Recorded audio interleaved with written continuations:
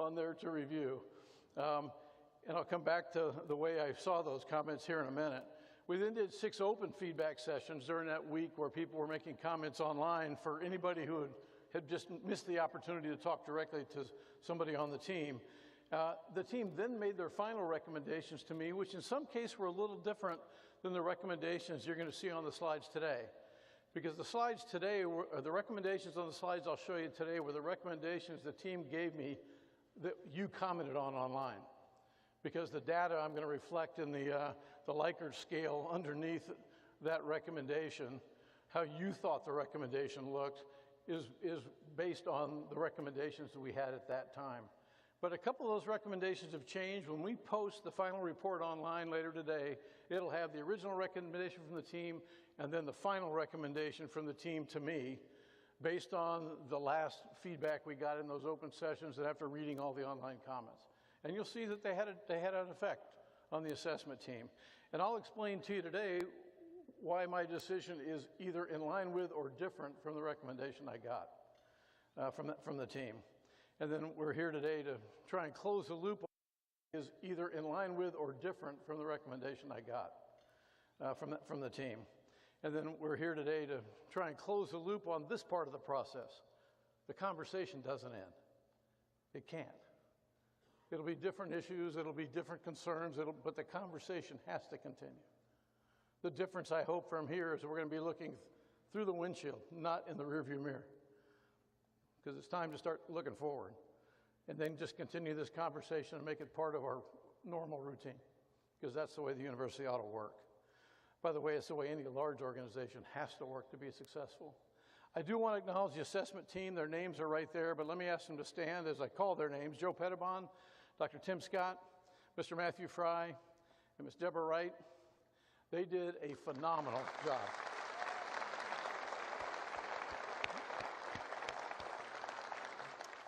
Roughly 125 years of experience among these 4 here at Texas A&M. So they know the campus, they're really good at what they do, they're very credible, and most importantly, they listen well. And I think everybody who engaged with them saw that. They also are not hesitant to tell me exactly what they think. You should be happy to know that. So they're not going to agree with all the decisions that I'll tell you that I've made here. There's some of them they'll probably pretty strongly disagree with, which is fine. Okay, the good news is that after this briefing, you can stop anybody who's been doing it. You can stop pointing at somebody else in the university as being the bad person and for screwing things up. It's all me now. You can all hate me. I'm good with that. Just don't blame each other, okay? That's not helping us. Here's what the survey responses look like. You can see the number of people who commented and the categories. You can see which units commented the most.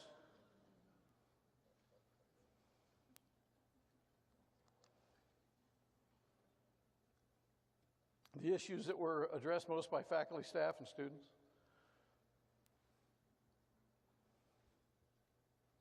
I don't think any of these were a surprise. Let me make a couple of observations before we get into the nuts and bolts here. One of the things that I have been impressed by throughout this whole process is that everybody I talked to, everybody I heard talking in any of our listening sessions, all the comments you read online, there's no evil intention here. Everybody really just believes in what they're doing.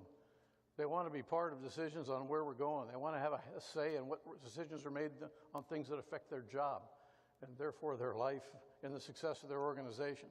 I was really impressed by how much everybody cared. Orphan duties came up repeatedly, and typically the centralization of the functional areas was blamed for orphan duties. And I just want to remind everybody that it's really not the functional centralization that caused the problem with orphan duties. The reason orphan duties existed is because we had loaded up the staff before that was completely undermanned for years. Decades we've been understaffed, in my view, at Texas A&M. And the staff at every place on this campus loves being here. They believe in what we do, and they feel like they're part of it. They really identify with the mission of the organization and with the students who go through this university. And so they just did whatever they could to help. And so their job descriptions grew. They picked up a lot of duties that weren't in their primary job description. And when we centralized the functions and did what anybody would do, which is try and professionalize those functions, give the people who now had professional titles in whatever it was, finance, HR, IT, specific responsibilities and development opportunities that they were expected to complete, those orphan duties fell off the table. It wasn't because IT, HR, or finance are evil, it's because we didn't have enough staff, and we created the problem. And so we've got to figure out how to fix it. And then the last thing, I got a comment to me after one of the listening sessions that we did right at the end of the process. And somebody, as we were walking out, was walking next to me, and they said, "You must really hate these things. I mean, everybody's so angry." And I didn't really ever hear anger. I didn't ever really hear, you know, "I'm so upset I can't function." I heard emotion. I heard passion. I heard a belief in this place. I heard a desire to do my job better than I'm able to do it right now because there's some things in my way. I came away from these things not dreading the next one. I was inspired by them. And I think the whole team will tell you the same thing.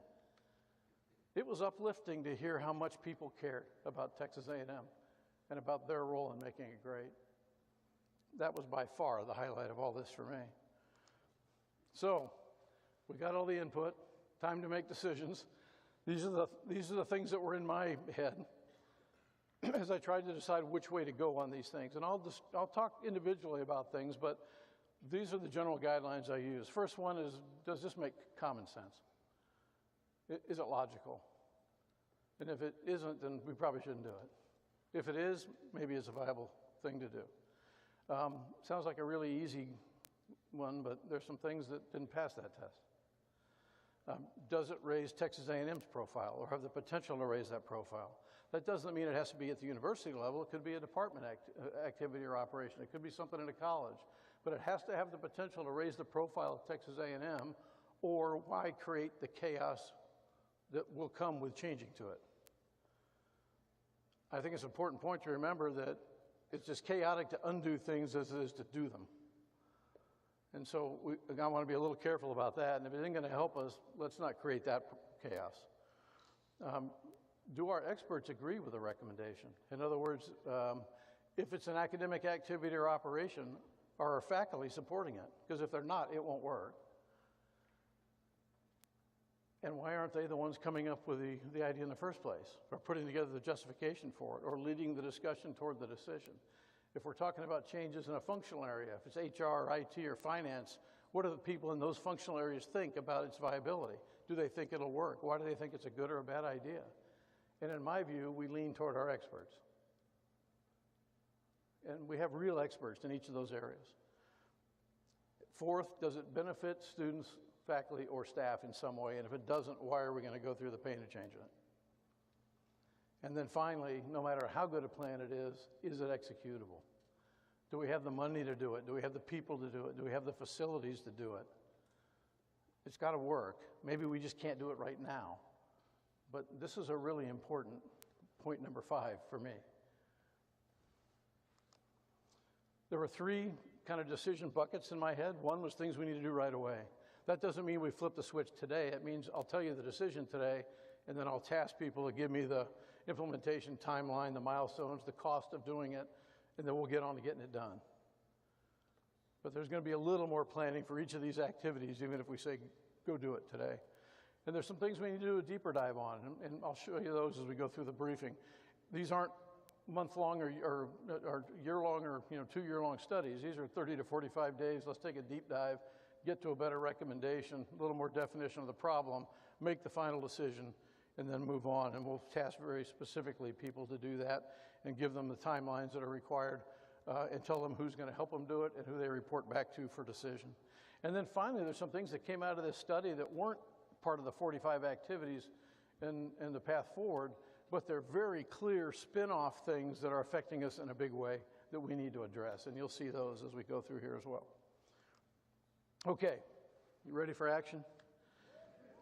I'm going to roll through this. This is going to take a long time, and as I said, this is grinding. So, coffee's everywhere. Help yourself at any time. And I'll try and keep it moving. There's a couple I want to stop and talk about a little bit. Some of them I'll move through pretty quickly, okay? Restructuring the Provost office and creation of the Vice President for Faculty Affairs, that was the activity in the path forward. The recommendation from the assessment team after the feedback they received was to elevate the role of the Provost. They felt the Provost had been kind of lost in the shuffle a little bit, and in an effort to increase support to the faculty with the development of the Vice President for Faculty Affairs, we lost the significance of the Provost position a little bit. I don't think it was intentional. I don't think anybody was trying to make it confusing. It just got confusing.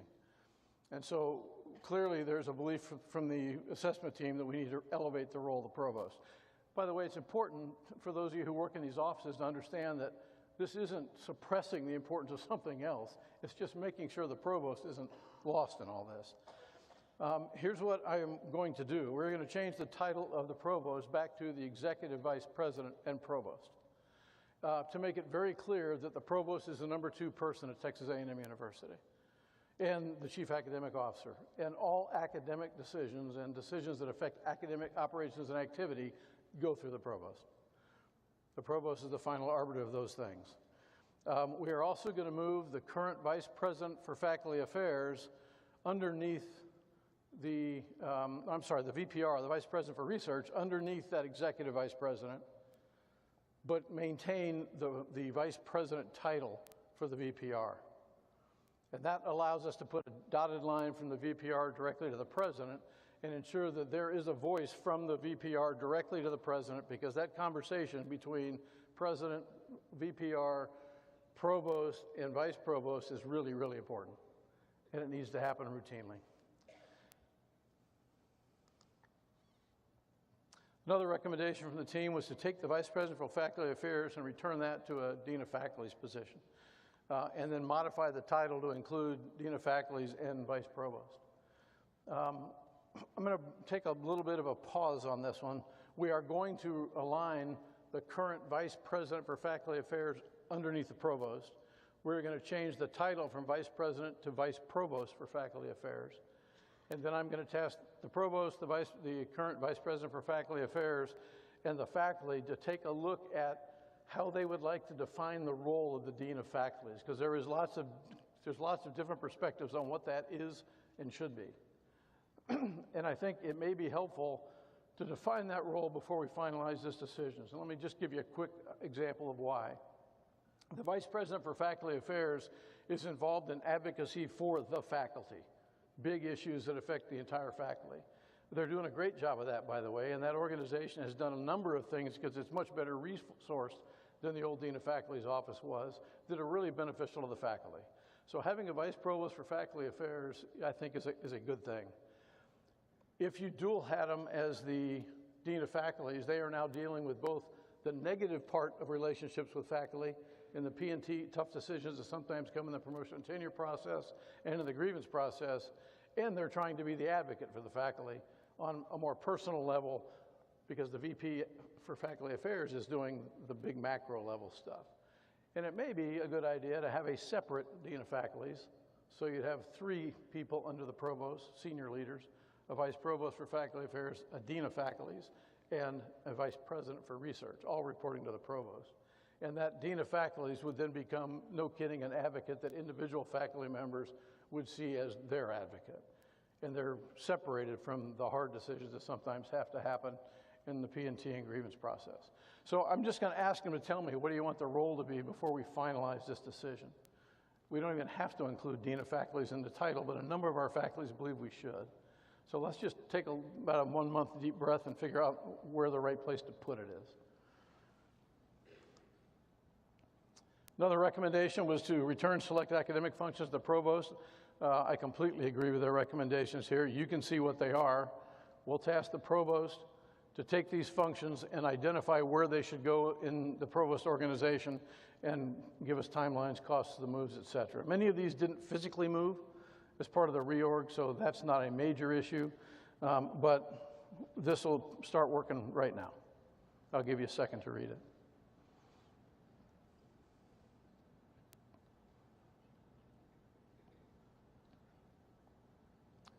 The last line, there was a debate about student business services, also going back to the provost or staying under finance.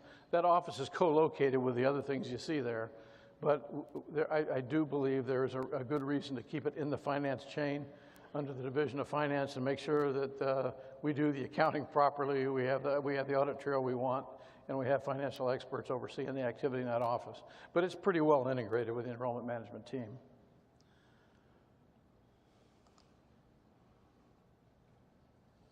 The next recommendation was to take a look at the new admissions program that came out last year.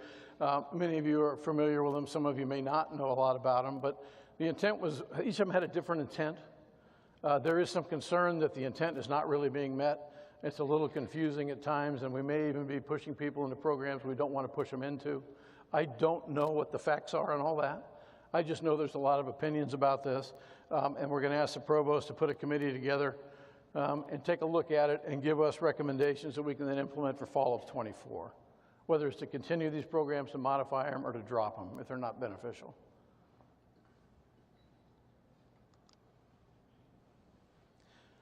One of the things that spun out of all this study as we started listening to people was that there are so many stressors here on campus that have to do with growth, just the rapid way the university has grown over time. And it is crystal clear to all 5 of us, and I think to all of you, that we need to do a capacity study. And we have 77,500 almost students on campus this year, projected to go over 880,000 next year. We have so many things that rely on enrollment growth as a funding source that we have in the plans right now. How big are we going to get? Are we going to 150,000? Should we stop at 80? We don't know. I mean, all of us have a view on this, but we need an answer, and it needs to be informed by something other than our gut. And so we're going to do a capacity study, and that'll be the next science project for Joe after the one I'll mention here in a minute. But Joe is going to kind of put together the team that's going to lead that. We're going to use internal resources. I'm going to ask our faculty and our staff to use their expertise to do this study. I don't think we need to bring in a consulting firm. We've got all the talent we need right here to do it, and we'll figure out. Yeah, I really don't think sometimes every now and then we get moving so fast we just don't stop to look around and go, dang, everybody here's pretty awesome. And we got a ton of talent here. So I'm actually looking forward to figuring out how to put this together. But we've got to be able to tell the story of what's parking going to look like with 85,000 students? You know, how about just student affairs and service support, healthcare, crime rates in Northgate? How do we police that area as they continue to grow? How many classes do we want our students to have that have 400 students in them? Or 400 level courses that have 200 students in them that used to have 40. Our faculty isn't happy with that. Our students aren't happy with it. And that actually spun off an entirely different study, which is a student experience study, which is another science project we have to do. All these things are adding up to an experience that could be different in the future than what our students have had in the past. And once Aggies leave here and become former students and have more frustrations in their mind about A&M than they have great memories, we lose, and we lose instantly. So we can't let it get there. So this is a really important thing for us to do, and we're going to get this going here in the pretty near future. And this will be a little more extensive than the 30-day look. We need to get the facts right on this one. And this was a kind of a tactical one, but an important one. And what we've done is taken the Academic and Business Performance Analytics unit, and we're going to move it underneath the Vice President for Strategic Assessment position that Joe Pettibon is now in, and it can help support these different activities that we're talking about in terms of science projects. Another recommendation to move things out of the staff and other places on the staff and move them back to the provost. Global engagement really does a number of things for the provost. It's about students, it's about academic operations and international programs, et cetera. And again, we'll task the provost to tell us exactly where he wants to put it, under which associate provost or director, his call. But we'll get this tasked out immediately too. Number of comments that came in on university libraries was stunning. So if you're a librarian, you should feel loved. Unbelievable. The number one thing I think that faculty commented on, other than whatever they are directly involved in, was the library. And they are universal in their support for the library and their concern about what happened with librarians, especially, as we changed the model that we were using here. And you can see from the chart below this, which basically reflects the degree of support. The bottom of that chart is strongly agree with the recommendations, and the top is strongly disagree. And by the way, the colors, because you probably can't see from there, just to remind you, the red are students who commented, the purple are faculty members, and the light blue are staff. The green, and there's a little bit of green on there, are others. The others are graduate students who work at A&M, Texas A&M Foundation employees, affiliated partners who had a chance to comment. Could even be a university administrator who didn't identify as either faculty or staff. The big comment we got from the two big positions in this discussion were go back to tenured librarians, recreate the model we had before. The group most strongly against that were librarians. They just didn't want to go back to that right now. The experience was pretty traumatic for them, and they don't think that's the most important thing right now because they're great librarians. They think the most important thing is let's get the new model of library services matured, resourced properly, and stood up and providing the kind of library services that this university both deserves and needs to be great. I loved my conversation with libraries. The team had the same view. Now, there are a few librarians who would very much like to have tenure positions back, understandably, but that's not where the majority of them came down, as you saw on this chart. And so the decision was to stay the course with the current library services model, but we're going to add $3.3 million back into the operating budget for the libraries. That money was taken out as salary savings as people were taken out of the program, with the intent of it being put back in to support library operations and services, which may mean you hire other people to come in and help provide part of that. But the money never went back in their account. And because of some of the adjustments we have to make and the people we've hired, we need to make some salary adjustments in there as well. So that'll be a total of a little over $3 million back into the library accounts, and I am confident they'll put this to good use. And this benefits all of us. There was also a concern among the librarians to not be forgotten in these conversations about academic freedom. If you're going to teach in a classroom and you have the academic freedom to present all sides of a topic to the students you're trying to inform on that topic, which is what academic freedom guarantees you, you have to have the materials to put those talking points together, and you require the research availability to actually be able to present your course material and prepare it properly.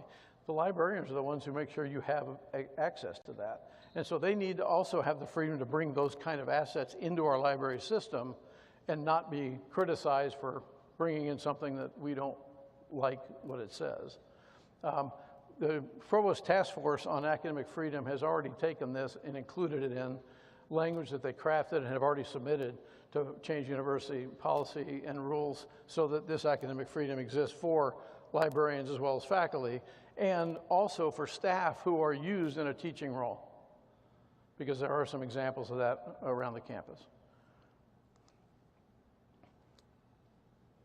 Medical Sciences Library was a big issue for the librarians. Medical Sciences Library is a big issue for a lot of people. For those of you who aren't familiar with it, the plan was for the Medical Sciences Library at one point to stop being used in its current function and go to the School of Public Health because they need space. And they had a plan for renovating the building. The libraries were not consulted as part of that plan. And as a result, they don't have a plan for providing study space on West Campus because there is no other study space.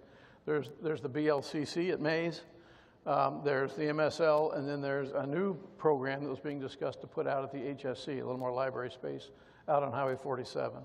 And so what we're going to do on this is basically stop some of this reallocation of space that we have underway, and we're going to conduct a rapid, and I mean 30 days, campus-wide space allocation study. This is the first science project that Joe's doing starting now. And basically, he's putting a team together right now to go look at this space and see if there's something we can do to put a little more logic into the current laydown, understanding it's going to change over time. but maybe we can give ourselves 2 to 3 years of stability and fix some of the things that happened because we made one decision at a time in some cases and moved people into open space. And now we're looking at it all going, wait a minute, you know, why is the Dean of Architecture over there and his college is over there? And his advisors are over there with him, which is great for him because he needs advice. but it's not so good for his students who are over there. So there's some of these things that we can fix. And again, it wasn't because anybody did anything evil. It's just the way we did it. It happened fast, things moved quick, and we didn't take that holistic look. So we're going to go stop, take a look at that, and see if we can fix some of these disconnects for the next couple of years while we wait on new facilities to be built or completed or renovations to be done. This isn't the long-term solution for everybody, but maybe we can make it a little more comfortable in the short term. Okay. And then we're going to continue with the plan to expand the library at the HSC. And Inder, I'm sorry, but I'm still going to ask you to fund the expansion and lease costs. I think that's the right way to go about doing this. There's nobody else right now who has the funding to do it, and we need to get this project underway.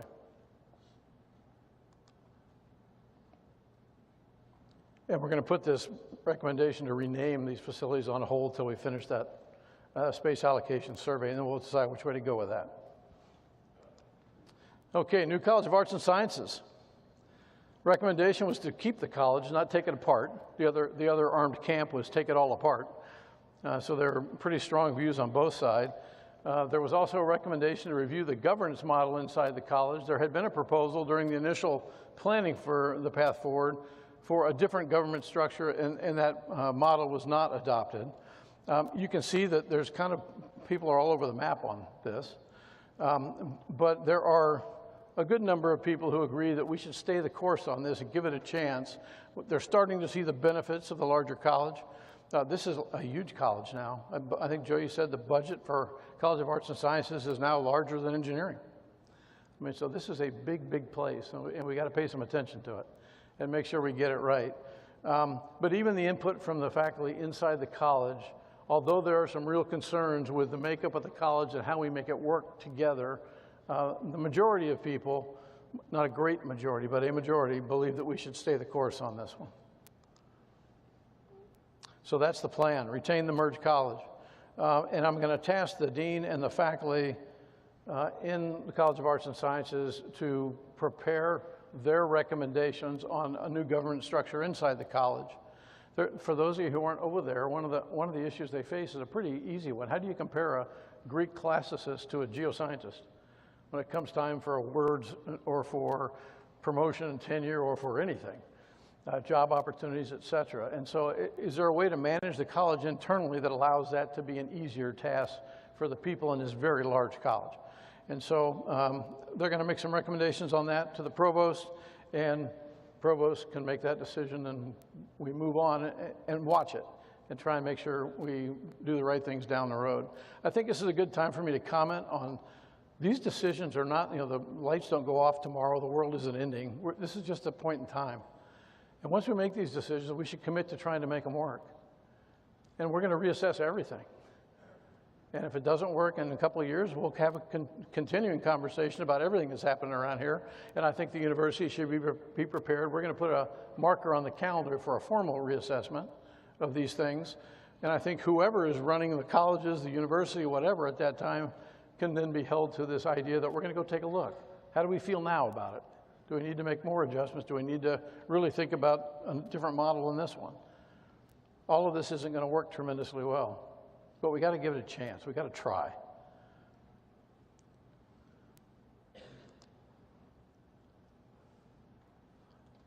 Same idea as moving things back to the provost. We have things that were put into arts and sciences because there wasn't any other logical place to put it, but they aren't things related to the operations of that college. And the concern is that they may, over time, for understandable reasons, be subordinated to the things inside the college for resources, et cetera, et cetera. And we don't want that to happen. So you can see where we're going to move those two programs. And I think these are logical moves.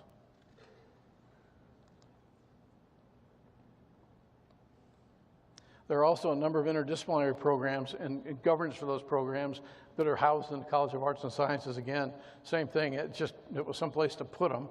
And so I'm going to ask the provost to take a look at these things and make a recommendation on where they should be put, and how we should manage them. Is this the right model?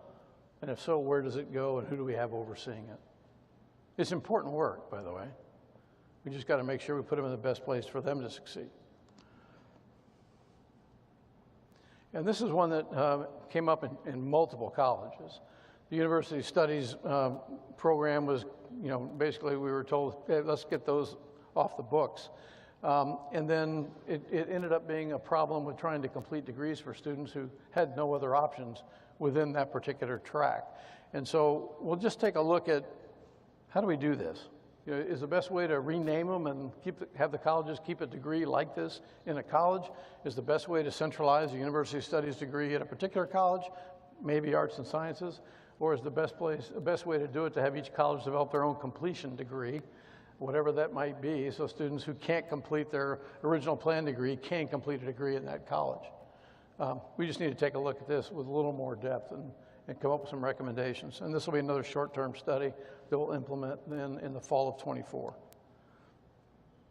Performance visualization of fine arts. If you're a faculty member in PVFA, you know that President Banks was a huge fan of this program, and in fact kind of started the discussion on it at the university level. And so you're going, oh God, this new guy, he doesn't look very artistic at all.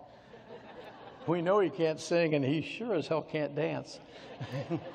I'm a huge fan of this idea, and we've got to figure out how to make it work.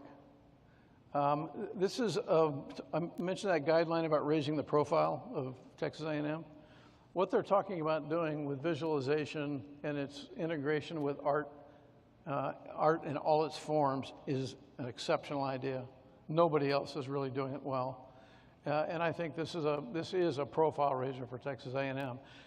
We have to figure out how to do it at the start in an affordable, steady way so we can succeed early in the things we're trying to do.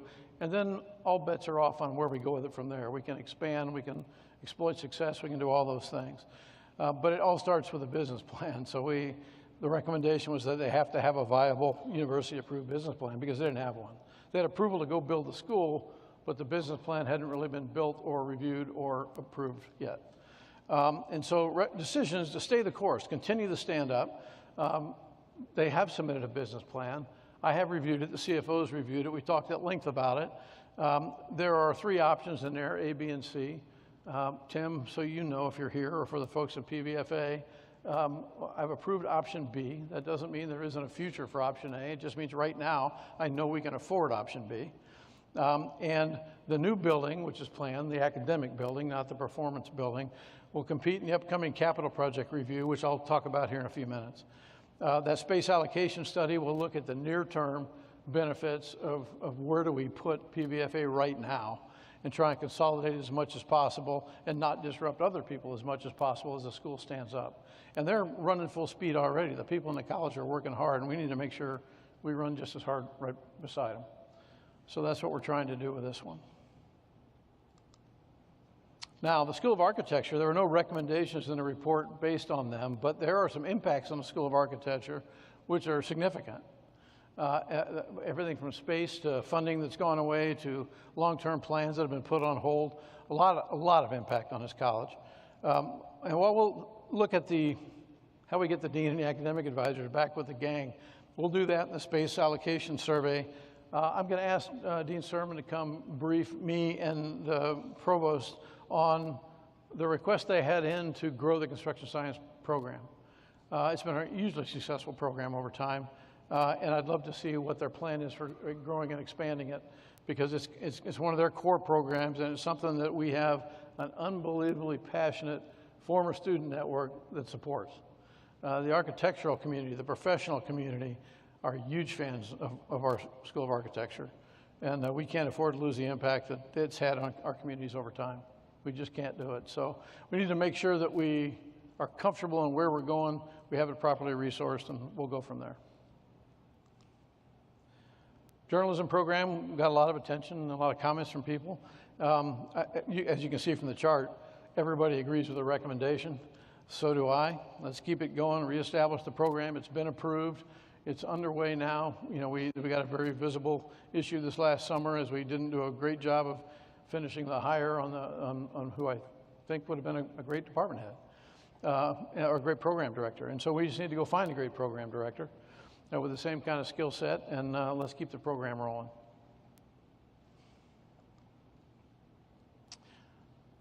Life sciences meta major was something that everybody was asked to look at as part of the path forward. We couldn't find a whole lot of support for continuing this effort. Even the faculty in the schools involved didn't really see a need for it. And as you can see from the feedback, that was pretty much unanimous. There are some people who believe it has great use because they like the cross-curricular and community collaborations that can be used in a major like that. But I think we should stop work on the life sciences meta major and not force feed this thing. And then I think we basically encourage our faculty to look for other opportunities to try and align curriculum in a way that isn't a meta major. Now, if the faculty decide down the road that a meta major is a great idea, we'll bring the idea back. Again, this is a point in time. There may become a day when it's a great thing for us to consider. Centralized advising had a lot of people commenting on it. You can see what the recommendation was. Basically, the recommendation is stay with centralized advising because it really works well in some places. In those places where it's not working well, allow for a hybrid model to be discussed between the dean and the provost and decide what might work better in that particular school and then figure out how to implement that in a way that makes sense to the dean and the provost and the faculty in that college. But the faculty, the advisors have all got to be part of this discussion. You can see that there are a lot of opinions on both sides of this. Most of the frustrations with centralized advising is that people just can't get access to advisors, especially in the larger colleges. If your department's over there, your advisors are over there, you used to have them embedded with you, and now they're not there anymore. And so your students have a tougher time getting access. You have a tougher time getting access. And there's also been a problem with faculty feeling like they're not really part of the advising program anymore. And in fact, there have been some cases where they're kind of made to feel not welcome in it. And so the decisions on this one, retain centralized advising. There is an option for deans and department heads and faculty members to come forward with their advisors and say, hey, we need a different model here to work right. Provost here. And then we need to make sure that all the deans are pushing to get faculty advising, faculty back into this role in a meaningful way and define what that role is and how we make sure it actually happens. The second recommendation was to take a look at academic advisor salaries. This is a good call. You know, our HR team has actually recruited the capability to do market analysis here over the last 18 months or so. They've done a great job of looking at some of our satellite locations, for example, and doing local market salary analysis. We think we need to do the same thing with academic advisor salaries and then provide that data to the provost and the deans. Now, they don't have a huge office that does this, and they're doing it in a number of areas, so we'll get it in the queue, but we need to get it done eventually. And then the provost can work with HRO and the deans to look at appropriate, necessary, and effective for our advisors, and then we'll figure out how to go about funding it to some level. So let's be aggressive in the recommendations, and we'll see what the funding will support. And then I think the team made a great recommendation, is that let's give it about a year here and get everybody through a full 2 years in this model, and then in the fall of '24, do a real deep assessment of academic advising and see if we've got it right across campus. Because I'm pretty confident we won't. There'll be some things we need to fix. It may be salaries for advisors, it may be number of advisors, it may be location of advisors, but there'll be some things we don't have right. So let's not just forget it as an issue, because the problems that people are experiencing aren't going to go away in a year. But let's see which ones do resolve themselves, and we can focus on the other ones when we do this study in the fall of '24. And a lot of people have to be involved in getting input on that, because everybody's opinion on this one matters.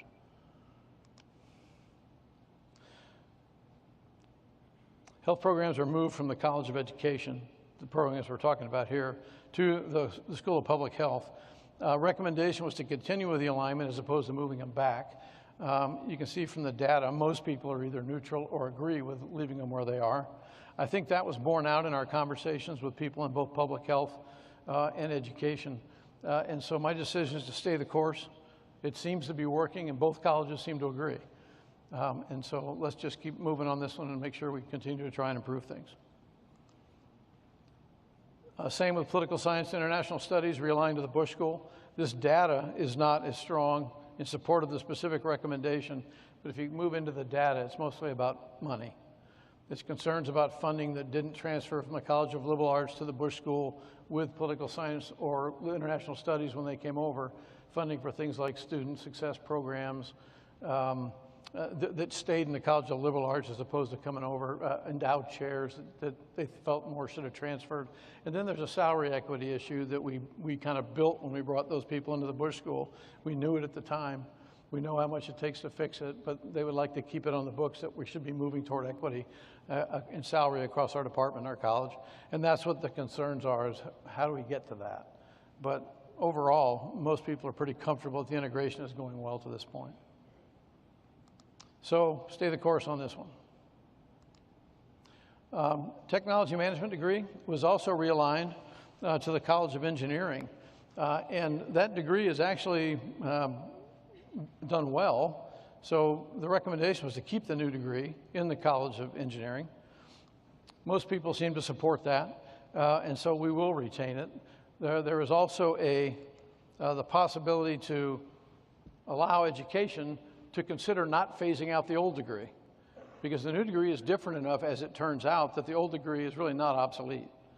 So if education would like to consider not phasing out and keeping it, they certainly can do that, or create a new degree if they'd like. The issue is going to be funding for those degrees, and so they just need to make sure we take a look at that. And then the space allocation was another problem here, because basically the folks who were in the College of Education became College of Engineering on the 6th floor of Harrington.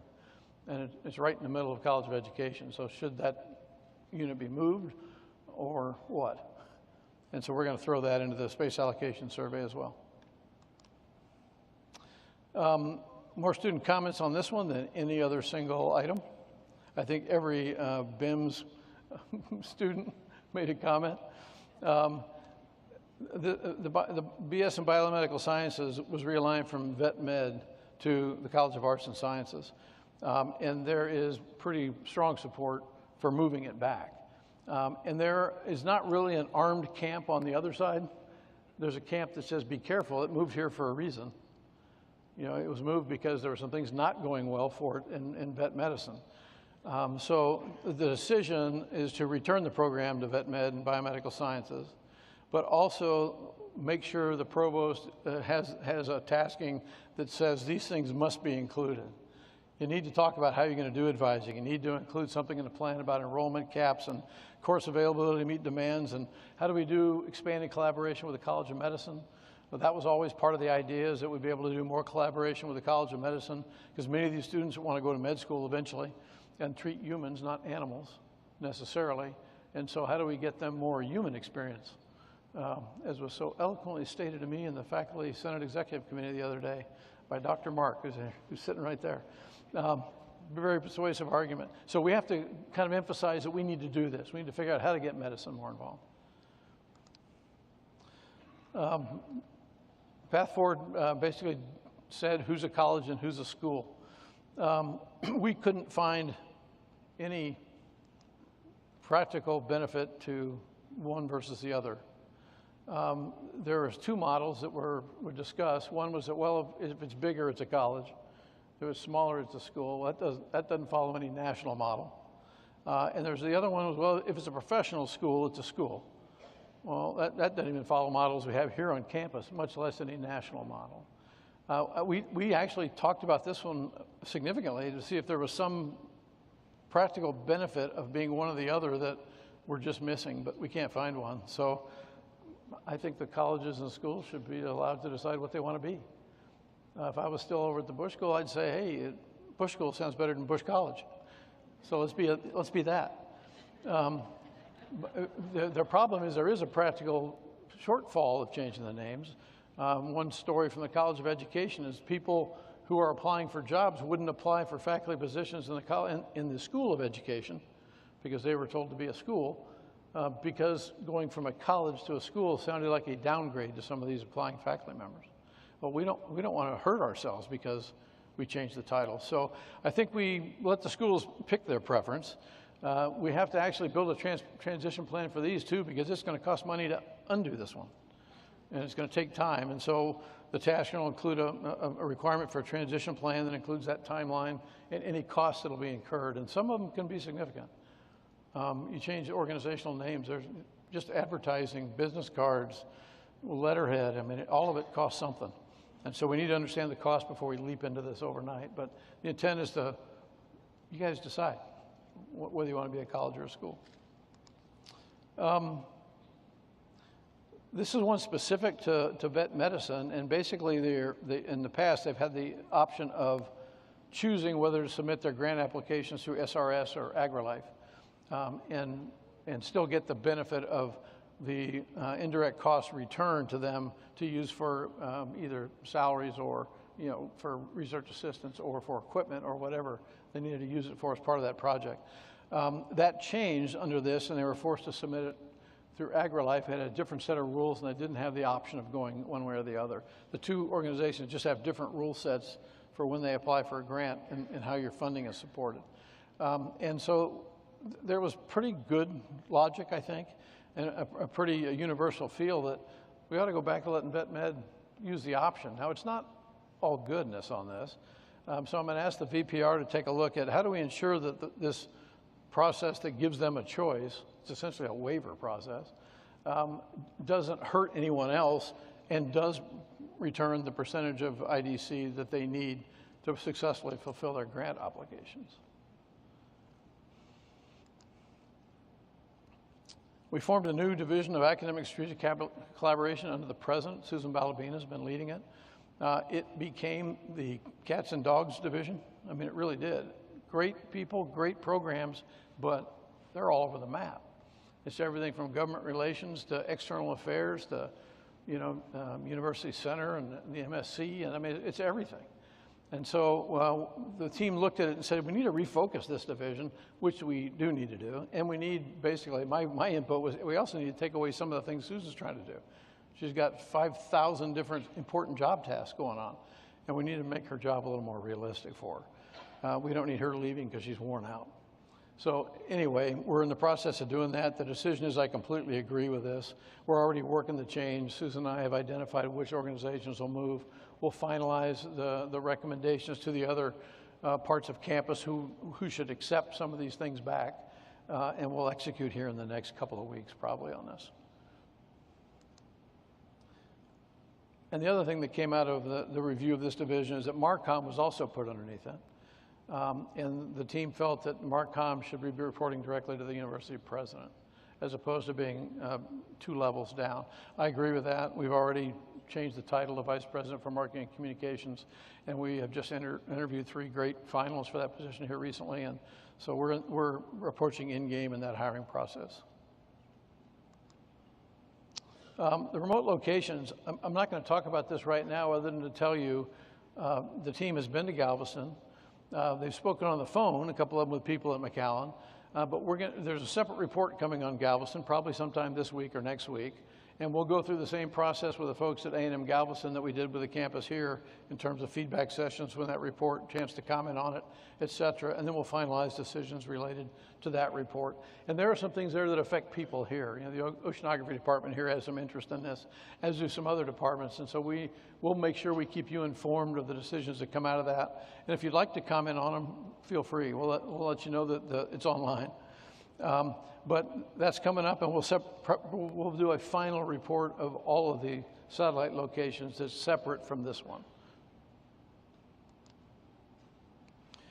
This is a really emotional and passionate issue. The moving CAPS into Student Health Services to the Health Sciences Center and become part of their health approach as opposed to being part of student affairs really got people, in the old squadron patch. The people who work in CAPS and counseling and psychological services for student service are passionate about it. That's why they're in that business. And they loved what they provided as a service to the students. The people on the HSC side are the same way. They're in the health profession for a reason. They're They want to help people. They want to provide support. There are communication issues, not because somebody's not trying, I don't think, but they're just talking past each other right now, and there are really good people who are really frustrated on both sides of this discussion. And so there was a recommendation to retain CAPS and SHC, or SHS in the Health Sciences Center, and then spend some time actually formalizing the relationship with the Division of Student Affairs so everybody knew exactly what their role was and how we are going to try and communicate better. This isn't a matter of bad people doing bad things. This is a matter of really good people having trouble figuring out what the right way to do this. Because there are two different philosophies, at least in people's heads. Whether they are different or not, we'll see over time. That people are concerned about a health services model versus a student services model. One being too formal, too structured, hard to get into. The other seemingly more open. That's really not what the stats are showing right now. And so there's emotion in all this. And I think we got to get past that and get to the actual makeup of what is the organization now, how is it working, where is it not working, and how do we bridge that gap? Because we have to bridge the gap. There's a bunch of students in here. One of them, raise your hand. Some of them sitting right here. Okay, they're what this is all about. And we all have to focus on that. And so my decision is going to be to leave the UHS and the HSC. I went back and forth on this one. I mean, back and forth. But I don't think, I do think if you look around the country, there are other models like this one, and there are people who will tell you that that's the trend. We are actually moving that direction in the country. I don't know, I'm not a health service professional, but I believe the ones who are.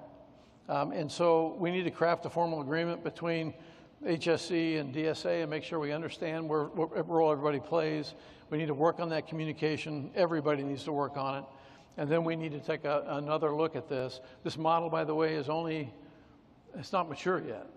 It's not even close to mature. It's still hiring people into it. So there may be a year into the process really in the way it's envisioned.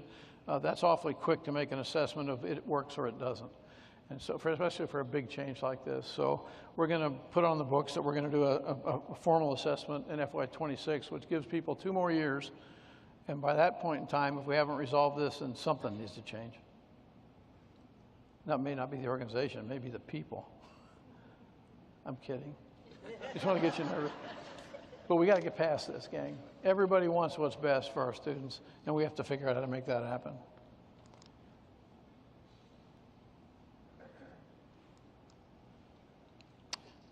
There was some discussion about moving student organizations under student affairs, which happened during the path forward. And then a student organizational finance center, which basically is a place you got to get money approved to support student organization activities. The recommendation was to keep all this under student affairs and expand the local management of funds so that people in a college or in a unit that are supporting student activity can give them money in time for the event that they're doing Friday, as opposed to asking for it a week and a half ago and you get it 2 weeks from now, a week after the event. And it's not because the money isn't there. It's not because people aren't trying. It's because the process is difficult. So how do we push the decision authority down more to the local level to allow people to get that funding support a little more quickly? And the decision is keep student affairs overseeing student organizations, and then ask them to take a look and review and revise and let us know how we can change that process. And Joe Ramirez knows how to do that. That expands those local authorities in some way to allow more timely flow of funding. Not complex, but hard. It's a big place. There's lots of student organizations, like 1,100 of them. And all of them want money. And they want it like today. I have a model from home that my wife and I used. It didn't work very well either. We didn't give them money every time they wanted it either. And our process was probably more difficult than this one.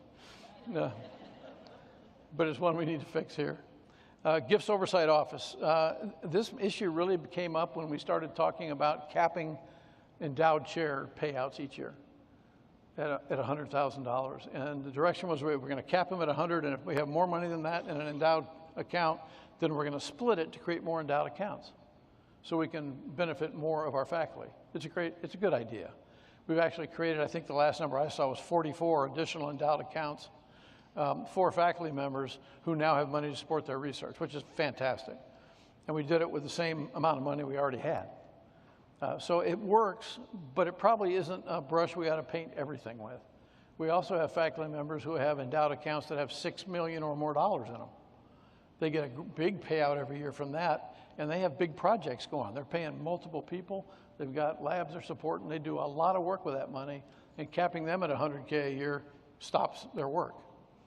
And so I think this is just a matter of backing up and taking a common sense look at what we're doing and have the ability to not include every endowed account in this guidance. The Gift Oversight Office was kind of blamed for being part of the problem here. And so the attempt was to move it into either under the Vice President for Research or into the Provost office. But this is a really important financial activity for the university. And I think this is one person, by the way. This is not a herd of people. So having that function within the Division of Finance keeps that person connected to financial expertise, updates into financial policy and procedures and rules for everything from accounting to auditing, and allows them to do their job and still doesn't slow us down, I don't think, in any meaningful way. And then I'm going to ask the Provost to form a committee to include people you see on this slide and whoever else he thinks is necessary to take a look at that endowed faculty account policy and see what adjustments we might want to make. And then they're going to bring that recommendation back to me and the CFO so we can finalize decisions with that group. HROE's been doing some succession planning, which is I would characterize more as professional development for some of our workforce. The recommendation was to continue the rollout of this program, but hold on future investments, and there's really two reasons. One is the rollout was seen as going slow. The people in it like the program. It's also very expensive. And so the feeling is continue the rollout, but don't invest for the long term yet. Let's assess how we're doing and what kind of return on investment we're getting in our current program before we throw $4.5–5 million a year at this going forward. And so that's what I decided to do, is continue the current cohort and then have Damon and his team come brief our presidential cabinet on current program status, on where they see it going, on how they see the initial success, what kind of funds are required to keep this going over time, and we'll go from there. Make sense? Centralization.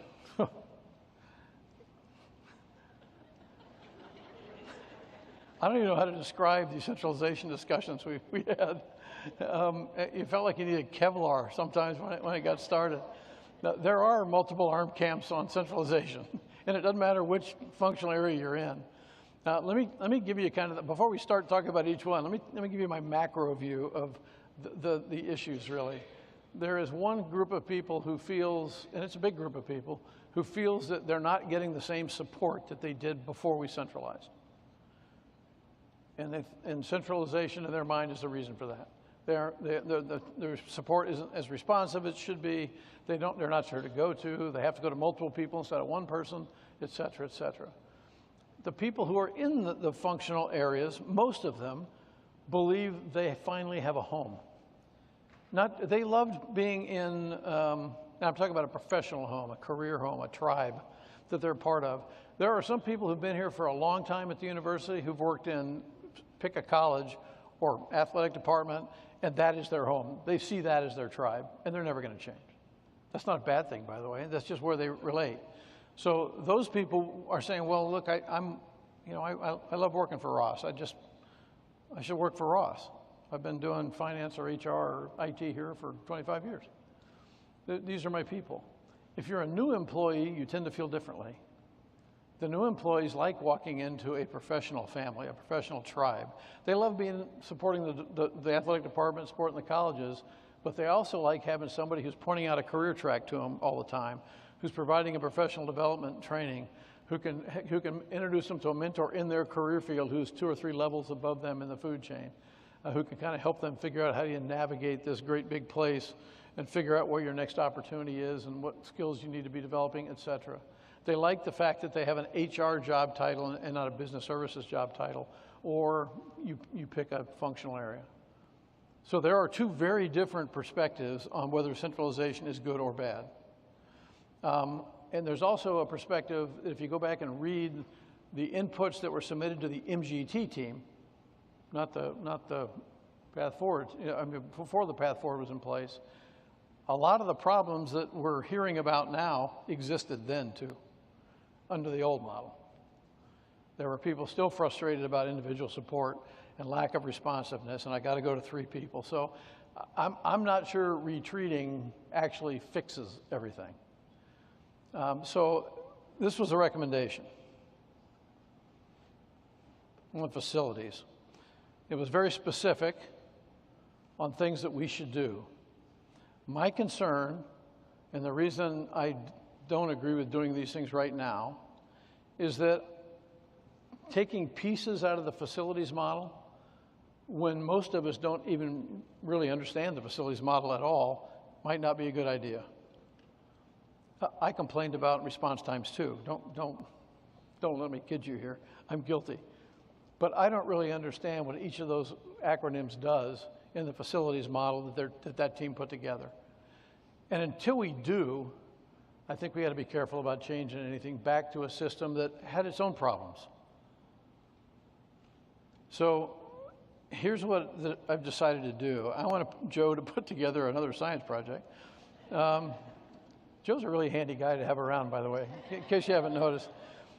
We want to put together a team to take a look at the facilities model, not to make sure that the equations are all right when they do floor, space planning, but to answer the question of how does this model do in doing the 5 sub-bullets you see at the bottom of the slide? Is it successful in doing those things? And if it's not, why not? Because we need all those things to be done well for us to succeed. They have to be done well. And we have to understand how we tap into them. Who do we contact? How quickly are they going to be here? Do we get the customer service we think we deserve? And if not, how do we fix it? And right now, I just don't know enough about whether the model does or can do that to make firm decisions on it. So we're going to do another quick look at this. And we'll make decisions here before the end of the year on whether we stick with this model or revise it. And there's a lot of people who would love to go back to the old one or take pieces of the old one and stick them in the new one, but I just don't know the right answer yet. So more to follow on this one. Centralizing finance. Real clear recommendation here. Take those reporting lines that were made to the central finance organization for everybody who's working in a college and basically flip them so that the finance people in the colleges work for the dean or whoever the dean wants them to work for. They're college employees now. If you're on the functional side, your concern is, well, I don't get the same career support and mentoring and progression and training that I'm getting now. The deans and the folks in the college say, well, yeah, we can still do that. There's one problem with that. You didn't do it before very well. So assuming we can get it right the next time is something that the people who are in those functional areas are going, I know you think you can, but we tend to become a second thought once things get rolling, which is a problem in the colleges. They're moving pretty quick and they're busy. So I'm not going to agree with that, not because I don't think it could work. I think any model can work, but it works because people make it work. Here's my view on large organizational changes. I've been in a lot of large organizations, and it's important, I think, to keep in mind that changing out of something is as chaotic as changing into it. And it's not any easier, by the way. It creates all the same problems you had, but just a different group of people who are upset. And so the one thing I have found to be true is if there is an interim step that has the chance to fix the problem, the real problem you're trying to deal with, take it first and give it a chance. And if it doesn't work, well, then you got to go step up and go big. So here's what I'm going to do here. There's no change in ag or engineering. They've got a model that's been working for them, so we won't change anything there. For the other colleges and schools, we're going to flip the assistant dean for business services. In most cases, that's a finance person. And all but, I think, 2 of the colleges already have one or have a position like this. And so we're going to make that person a direct report to the dean. They become a solid line report to the dean. If there are other finance people in that organization, they are still centralized. But that assistant dean for business services, and the business services title is important, because what people are not feeling is that somebody is providing them the kind of business services they used to get. You got an HR person and a finance person, but you got to go to one, and if they don't have the full answer, you ask them to do something, you got to go over to find this person and ask them to do it, and if they're on vacation or not cooperative or just having a bad day, you don't get it done. And then where do you go?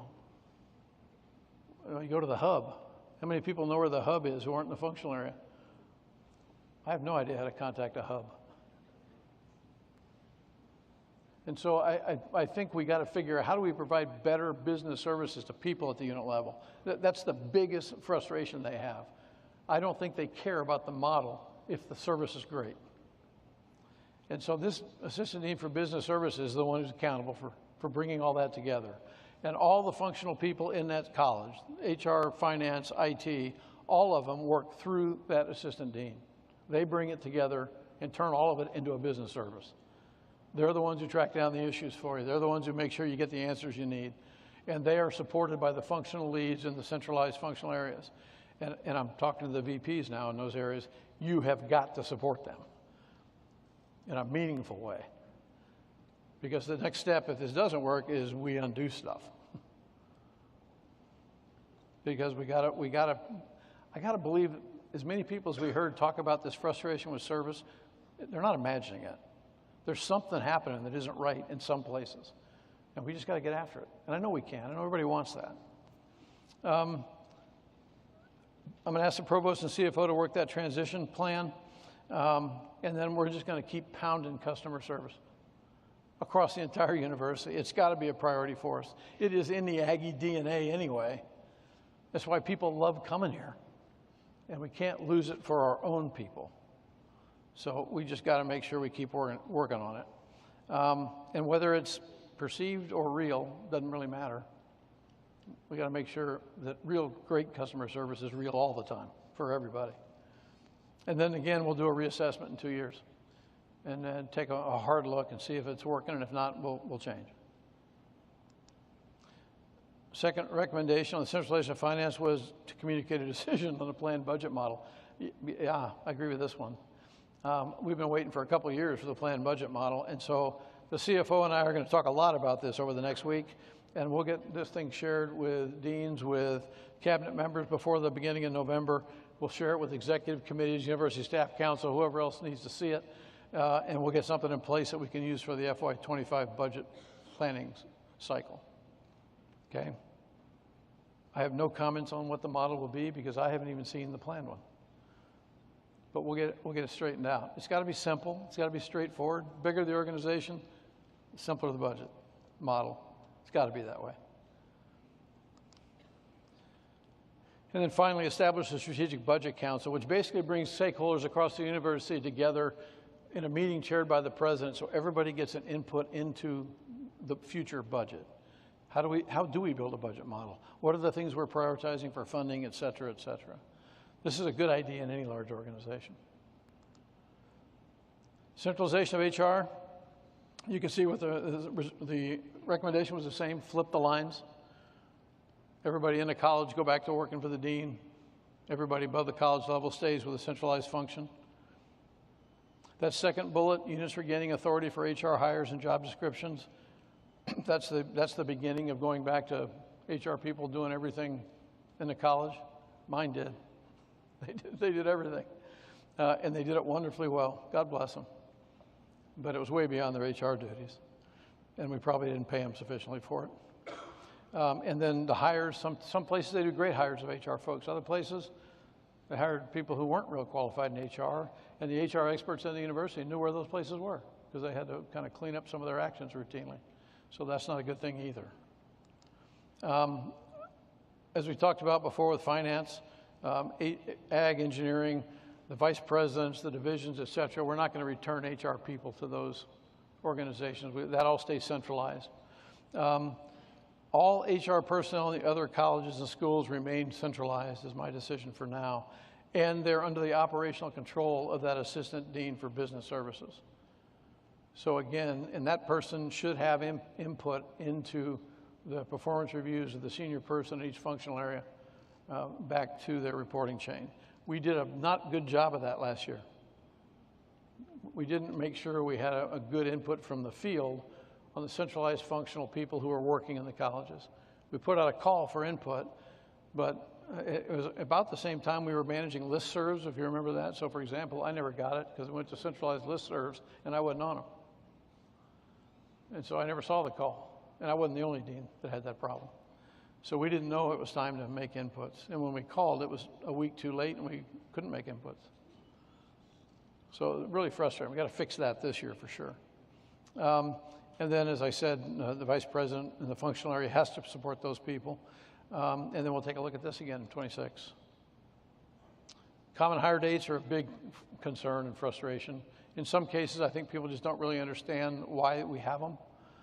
In other cases, they do understand, and they said we need more options, we need more flexibility. HR has provided flexibility in some months, maybe we need it in others. We need to go take a look. So we're going to form a committee to take a look at this, Damon, and we'll put it with people across the university so you get everybody's input. And I think this is one we ought to be able to handle pretty quickly. Another thing about HR, there was a recommendation to move HR back under the CFO, which is the way it was here before. It's that way at many universities across the country. It's separate in some places. It's under the CFO in a business services type of organization. And then convert finance and HR generalists and managers into business titles, business teams, et cetera. The second bullet, by the way, really panics the people who are very proud now to have an HR title or a finance title, because they believe that's their career field. But the problem is, how do we get better business services? That's really the issue. How do we change that perception that we're not doing that well, or the fact that we're not doing it well in some places? I'm not agreeing with the recommendation. I think we leave HR as a standalone vice president because I think that's the best way to build the culture and the professional HR team we need. It also helps us attract the right kind of director or vice president for that position. You get somebody with much more experience and credibility and capability in the field over time. And so I think we're going to continue that, and then we'll retain the professionalized HR titles as well, and use that assistant dean for business services to be the integrator in the colleges. And if that model doesn't work, all this has to change. There was some discussion about the Academic Business Officers Council, which some of you know about and some of you don't, making an advisory group to both finance and HR. That recommendation actually changed in the final recommendations from the team. So I think we'll leave ABOC in its current form, but I want the CFO and HROE to at least examine the possibility of a joint business services advisory group that will advise leaders at every level of finance and HR at the university on best practices they're seeing, what's working well across the university, what we see working well in other places, and give them feedback to all of us across campus and from everybody across campus to HR and finance on how we're doing. So there's a constant stream of information as opposed to the surge of anger and then it dies off and we're doing it that way. IT.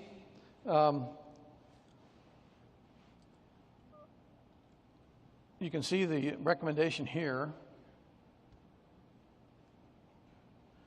Most of the frustrations in IT had to do with two things. One, my IT response times when my computer doesn't work aren't fast enough. And research and support, or IT in support of research is not where it needs to be for the university. Ed Pearson will tell you that his team has been working this research issue for a long time, and they'll continue working it. They completely understand that it's an issue and embrace finding solutions. So they know that's a problem, and they're working it. And the other part is we just got to keep working on better customer service. The question is, does putting all the IT people working for the college again improve all that? It probably does improve responsiveness, unless this business services assistant dean can help with that. In the Bush School it did. We had an assistant dean for business services, and it worked very well because that assistant dean actually feels accountable for all this, which is the model I'm hoping we can recreate. But I think we should stay the course on centralized IT. I don't think we need to change it. I do think we need to look at it again in 26. There's some great success stories in the centralized IT structure. I do think we need to have Ed come and brief the cabinet and then the Council of Deans eventually on his plan to empower local IT managers to make decisions more quickly, to make decisions at a lower level and not have to wait on approvals at multiple levels for things that are reasonable to be able to decide. And then I think we need to figure out a process where the deans, the vice presidents, the unit managers from around the campus have some way of making input into strategic direction of IT, as opposed to hearing about it after we've made the choice. And I think the same thing is true, by the way, for HR and for finance. I think that input from senior leaders of the university would be valuable to those organizations that provide support to it. One of the organizations we leave out a lot, for example, is the athletic department. I mean, Ross's team does exceptional work. They benefit from all this stuff, and yet we forget to go ask them for input on how we can do it better because, well, it's the athletics. You know, they're not any different than we are. So we just need to figure out how to draw that input in from across the campus. And then finally, the research IT issues I mentioned.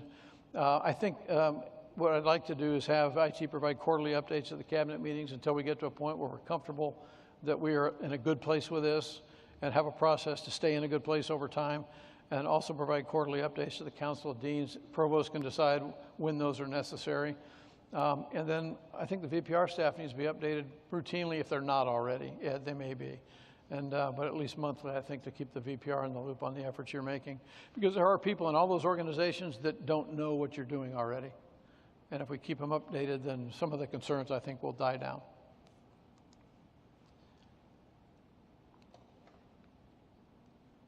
And this is just a financial cleanup from the shifting of people to centralized functions and out of colleges and making sure we have the money to pay the right people, the right money is in the right place. And we're going to send out a tasker for CFO and IT to work this together and then come back and brief the findings to the cabinet and, if necessary, the Council of Deans.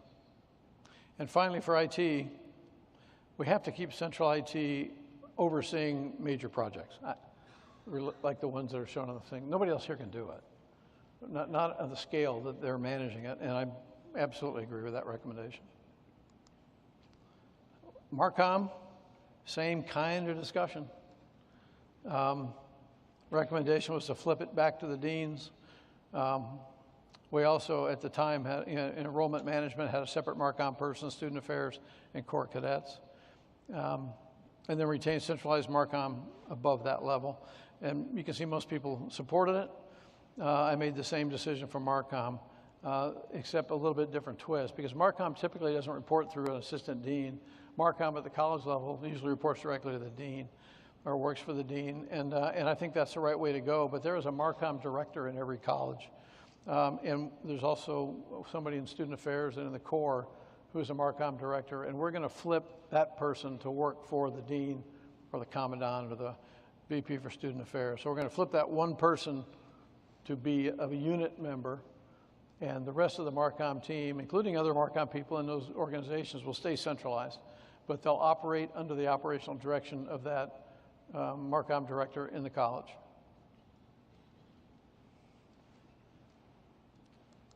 And once again, this is a review in 26. We talked about the VP position, which we've already done. Centralized web team got a lot of kudos. And so I think that's a great example of the kind of service a centralized Marcom can provide. And the real thing we ought to be thinking about is what other specialty areas should we resource as a university to make available to everybody, and how do we resource them? So you can have centralized teams that do any of these things to help the colleges and units. Because the web team is getting great reviews. Okay, finally, capital construction. The recommendations are pretty straightforward. I think they're pretty good. And you can see they had a lot of support from the people who replied. We have 51 capital projects, just to give you some context right now. And some of them are underway, some of them are about to get underway, and some of them are just great ideas with no identified funding stream or business plan yet developed, but all of them could be done. The question is which one should be done. We need a process to help us decide where the priorities are for the university. I don't think it can just be the president deciding, oh yeah, I like that one, let's do that. I don't think that's the way to do it. I don't know what the priorities are for every college routinely, and I should know. So let's bring a team together that looks like you see here in the decision blocks to talk about this routinely so that we are all informed and we know where the priorities are for construction projects and capital projects on campus. You know, when do we need, as part of that capacity study, a new generator plant? You know, here, a power plant here on campus, that's a big expense, but it's not one we can ignore. So when does that come into play? Those kind of things we need to be thinking through constantly, and so that's what this is intended to do, and they'll also help the long-range planning process with the university architect, the campus master plan, the campus master transportation plan, all of that. And there was a recommendation not to sell these 3 buildings. We have things stored in these buildings. We have specific uses we have for them. The problem is if you sell the building, you got to recreate the space somehow. And we found that just with a very quick look, it costs more to recreate the space than it does to keep the buildings. And right now, we don't need that additional expense. So we've already decided to retain all 3 and keep them in their current use. Okay. That's it. Next steps. You know, I know, as I said at the beginning, this is not an entertaining briefing, it's a grinding one. I think there's something in grinding through it, though. I think it helps you see the scope of work, first of all, that these 4 did, and that all of you contributed to. I think it lets you see the scope of things that people are concerned about, passionate about, and want to keep getting better at. And I hope it lets you see that your voice matters. It's critically important in these conversations. So here's the next step. We're going to post that final report with both the original and the revised recommendations from the team. We'll also post this report so you'll see what the decisions were and have a record of those if you need them. We'll task all the responsible offices for the actions I've just described, and then we'll give you periodic updates on how those things are going as we move through them. And then all the input we received during this process in specific areas, even the ones that didn't lead to a decision here, but there were frustration with a process or a structure inside an organization that didn't have to do with the big model, we're going to send all those targeted inputs to the responsible offices on campus so they can take a look at them and figure out if there's anything in there they can use to try and make changes that will be good for their folks. I mentioned the spin-off projects. Space allocation survey is next, capacity studies after that, and then that student experience survey. Now, there's other stuff to come, but this is the stuff related to what we've been talking about. I mean, there are other things we ought to be doing. We ought to be figuring out what the academic direction of this university is. Things are changing in education. Where do our faculty want us to go? Where do they want to take us? Which direction should we be turning? Do we do more online? Do we look at burst learning? Do we look at technological refresh to support industry? Do we want to, what do we want to do? Do we want to expand graduate programs and hold on undergrad, or the opposite? Our faculty ought to be in this conversation and helping us find that direction. We also need to figure out what the research identity of Texas A&M is. We're incredibly successful, but if you go outside of the state, in fact, if you go outside of Brazos County and you say, hey, what's the research identity of Texas A&M? What do they focus on there? If they know a professor here, they'll tell you what their friend focuses on. But what is the direction that this university is going that may help us compete for the really big money in federal foundations, et cetera, because they know we have an umbrella over all things research in space. I'm making this up. But, I mean, look at the people who do research in space on everything from hypersonics to propulsion to materials engineering to agriculture to health to architecture. I mean, all these things under a space umbrella. Robotics. But are we marketing ourselves that way? Are we attracting people who want to get into that environment? When Mr. Anthony Wood says, hey, I'd really like to throw a lot, by the way, he's the guy who invented Roku. If he says, and he's an Aggie, if he says, I want to really do some research into extreme environments in space and how we operate there. Hey, Anthony, let's talk. Because we have an umbrella that shows him that we are going into this in a big way. We have the research capability to do it, and we will help him get the information he wants to invest in.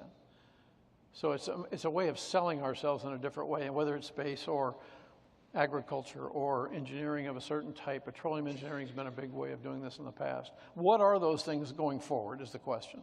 And our faculty and our VPR have to lead that effort and come up with those answers. So lots more to talk about down the road, but it's forward-looking stuff, and this was looking backwards and making sure we adjust what we need to. My final thoughts: all these decisions aren't going to turn out well. Feel very free to tell me I told you so later. If you're on the opposite side for some of these recommendations, they just won't all turn out well. But I think I described to you why I made them, and if you want more detail, all you got to do is ask. Email the president's office there. We read them all. And if we need to get on a phone and talk about it, I'll be glad to explain myself to you. There are no secrets there. But I don't promise I'll be right all the time, because I certainly will not be. We should always be in the business of getting better, too. So conversation about all these things should continue. And your voice has to be part of it. If it doesn't, we fail. Next time I see you will be the State of the University in November, mid-November sometime. We'll get you save the date here pretty quick. And that is a forward-looking session. Okay, we'll talk about bigger things. Now, I know I'm the interim, but that doesn't mean we stop talking. Okay? I promise I won't start Vision 2040. Permanent president can do that. Last thing before I say thank you is happy birthday. 147 years old today, Aggies. Well done.